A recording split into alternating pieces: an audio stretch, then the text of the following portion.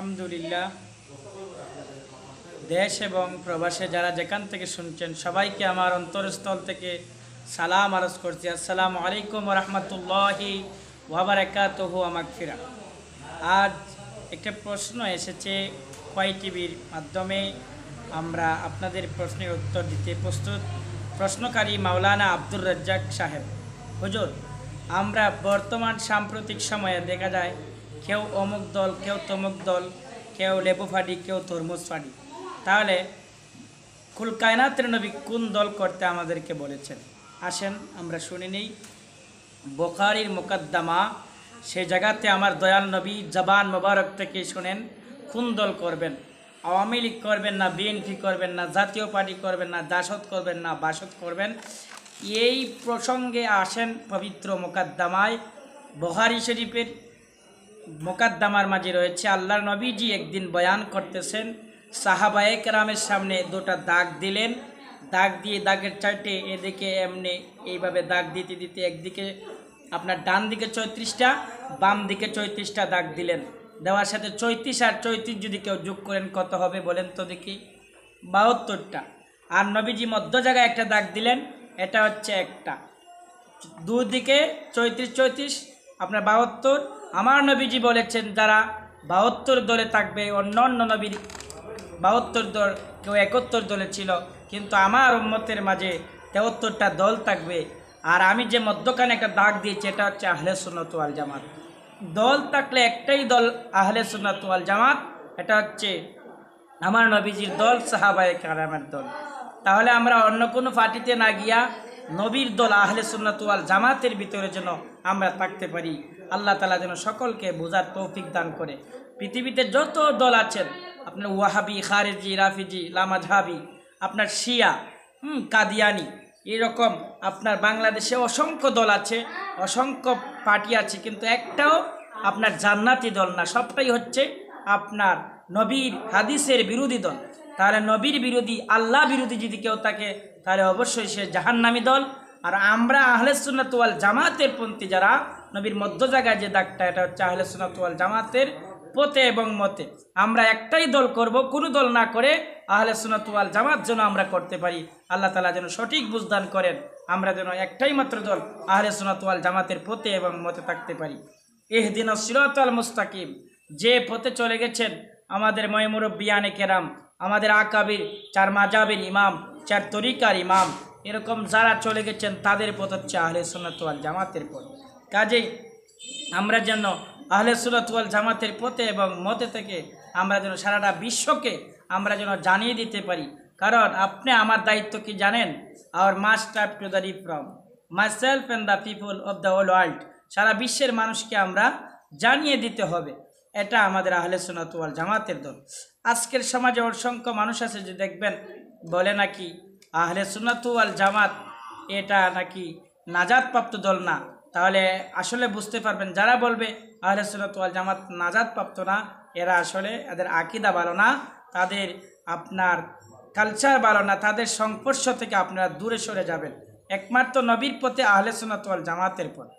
আসেন আমরা সামনে একটু এগিয়ে দেখি। আব্দুল কাদের জিলানী রাদিয়াল্লাহু তাআলা আনহু, ইমাম আপনার আবু হানিফা রাহমাতুল্লাহি তাআলা আলাইহি হানাফি মাযহাবকে অনুসরণ করেছেন। আমরা এগুলা মাযহাব অনুসরণ করতে হবে। কাজেই আমরা যেন কখনো আহলে সুন্নাত ওয়াল জামাত থেকে বের হয়ে না যাই। আমাদের নবীর, আমাদের রাসূলে পাক সাল্লাল্লাহু আলাইহি সাল্লামের শান হচ্ছে কি যে মহান, তার প্রমাণ হবে হাশরের ময়দান। নবীজি একদিন বসে আছেন, আপনার ফজরের নামাজের পরে বয়ান চলেছে। আল্লাহর নবীজি বলেন, ও আবু হুরায়রা, তুমি কিসের জন্য এসেছো? আবু হুরায়রা বললেন, আমি আপনার কাছে 21টা খেজুর নিয়ে এসেছি।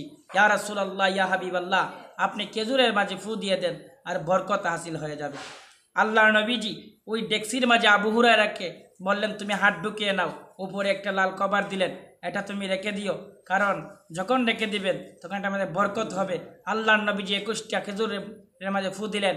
এই খেজুর 21টা থেকে অসংখ্য খেজুরে পরিণত হয়ে গেল। কাজী নবীর কথা এগুলো যারা বিশ্বাস করবে না তারাও আহলে সুন্নাত ওয়াল জামাতের ভিতরে পড়ে না। কাজেই ইহদিনাস সিরাতাল মুস্তাকিম সিরাতাল লাযিনা আন'আমতা আলাইহিম গায়রিল মাগদুবি আলাইহিম ওয়ালাদ-দাল্লিন। যারা পথভ্রষ্টদের দলে আছে আল্লাহ তাআলা যেন আমাদের সবাইকে যেন পথভ্রষ্টের দল থেকে আমাদেরকে যেন হেফাজতে রাখেন, সবসময় যেন আমরা আহলে সুন্নাত ওয়াল জামাতের পথে থাকতে পারি। আমার ভাই যে প্রশ্ন করেছেন আব্দুর রাজ্জাক, উনি বলেছেন যে হুজুর আমরা কোন দল করব। আমরা অবশ্যই অন্য দল না করে কোনো জাতি পার্টি আপনার অন্য কোনো দল না করে আমরা যেন নবীর দল আহলে সুন্নাত ওয়াল জামাতের দল করি। এই দলটা করে আমরা জান্নাতে যেতে পারবো। অনেক লোক আছে মসজিদের ভিতরে আপনার এই দলের অমুক দলের তমুক দলের সাংগঠনিক সম্পাদক সভাপতি সেক্রেটারির জন্য দোয়া চায়।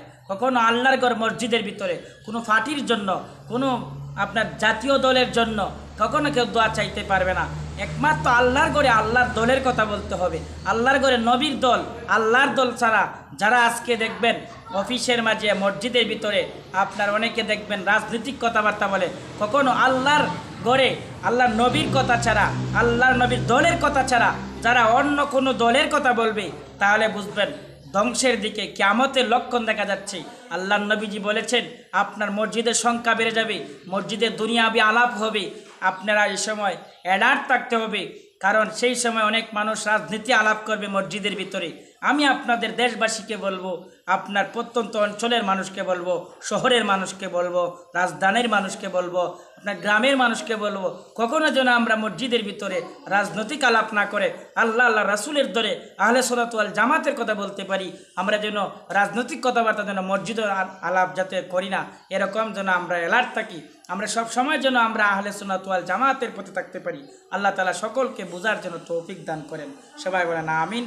আর আমাদের এই কোয়াই টিভি শেষ করে দেব যে আমাদের এই কোয়াই টিভি যে আপনার চ্যানেল, ওই চ্যানেলে আপনারা যদি কোনো ধরনের প্রশ্ন করেন আমাদের কমেন্ট বক্সে আপনারা দিয়ে দিবেন, অবশ্যই আপনাদের উত্তর আমরা দিয়ে দিব। কাজেই আমি আপনাদের সামনে আপনি একটা শান গেয়ে নবীজির শান গেয়ে আমি শেষ করব।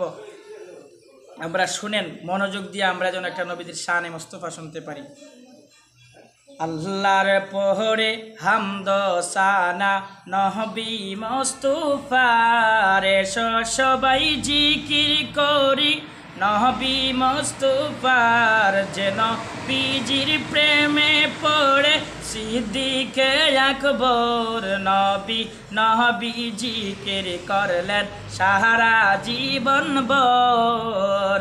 আল্লাহর পরে হামদ সানা নবী মুস্তাফার, এসো সবাই জিকির করি নবী মুস্তাফার, যে নবীজির প্রেমে পড়ে ওয়াজ কুরুনি, একে একে সবগুলো দাঁত দিলেন কুরবানি, জুব্বা পেলেন ওয়াজ করুনি প্রেমে পড়ে যার।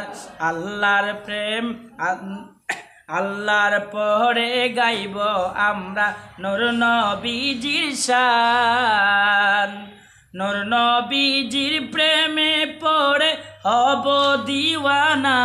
আল্লাহর পরে গাইব আমরা নূর নবীজির শান, যে নবীজির প্রেমে পড়ে হযরতে উমর পিতার গারে তুলে নিলেন নিজ হাতের শমশের।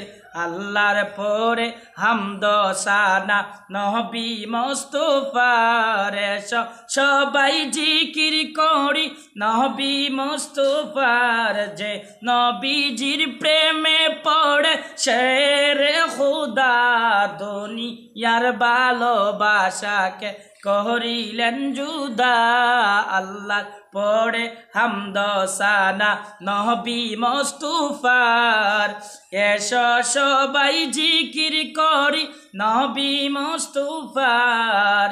আল্লাহ তাআলা যেন সবসময় যেন নবীর পথে আহলে সুন্নাত ওয়াল জামাতের পথে, আমি যে নামগুলা বললাম ওয়াজ করণী, আমি যে নামগুলা বললাম ওমরে ফারুক আজম, সিদ্দিক আকবর, তারা সবাই ছিল আহলে সুন্নাত ওয়াল জামাতের পথে। আল্লাহ তাআলা যেন সবাইকে যেন আহলে সুন্নাত ওয়াল জামাতের পথে এবং মতে রাখে। আমরা একটু দোয়ার মাধ্যমে চ্যানেল থেকে বিদায় নিয়ে যাচ্ছি। আপনাদের জন্য বলবো যে সবাইকে বলবো যারা দেশ এবং প্রবাস থেকে যারা শুনছেন, আমার শামীম ভাই যে আপনার কোয়াই টিভি চ্যানেল খুলেছেন, ওনার জন্য দোয়া করবো। ওনার আব্বা আম্মা যারা আছেন জীবিত, তাদের জন্য অনেক হায়াতে তৈবাদান করেন। তার আপনার দাদু যারা অন্ধকার কবরে, তাদের কবরটা যেন আল্লাহ তাআলা মাফ করে দেন, জান্নাতের বাগান বানিয়ে দেন। আজ আমরা একটু হাত উঠাই, দেশে এবং প্রবাসে যারা আছেন আমার সাথে হাত উঠান। আল্লাহুম্মা আমিন।